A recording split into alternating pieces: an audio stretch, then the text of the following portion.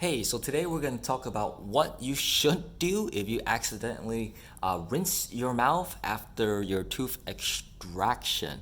If you remember immediately after a tooth was taken out, your dentist gave you three specific instructions as to what not to do, and that is one, no rinsing; two, no spitting; three, no drinking through a straw. Why? Because all three of those create a lot of pressure in the mouth, which can potentially dislodge the blood clot that is trying to form, right? And if that happens, you will continually keep bleeding from the socket, which is not what we want. The entire point of afterwards and you're biting on gauze is to get the bleeding to stop. But if you rinse, right, you could potentially dislodge the blood clot, and that's usually when it keeps on bleeding, and that is not good. If you bleed too much, you could potentially die, but that's another story.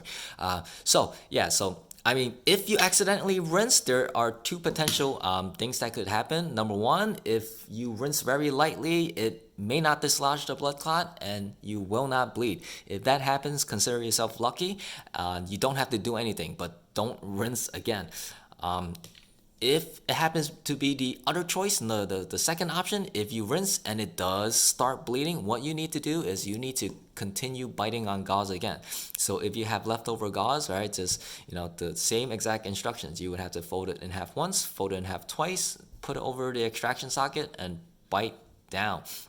Right. So I mean, basically, it would take about usually from the biting down, it'll take 2 to 3 hours for you to stop bleeding. So if you're already biting down on this for like 2 3 hours and it starts bleeding again because you rinsed, you have to do it one more time. You're basically have to repeat the process all over again.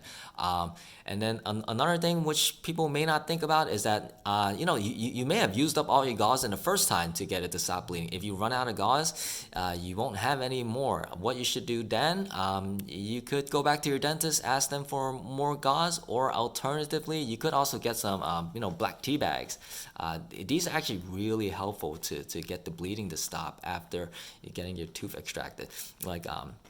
So how you would use this is you would just wet the black tea bag, run it under some water, and just mush it up, put it on top of the extraction socket, and bite down on it. So you could use the black tea bags in place of gauze, actually.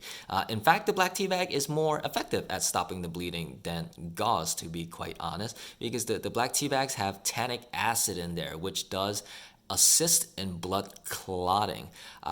It's just that most of the time your dentist won't recommend it because it's unnecessary. Usually the gauze is efficient enough to get the bleeding to stop. But as an emergency, if you run out of gauze, you could use the black tea bag. This is also a technique that you use if you have like severe bleeding and it's not stopping from using gauze. You could use the black tea bag instead.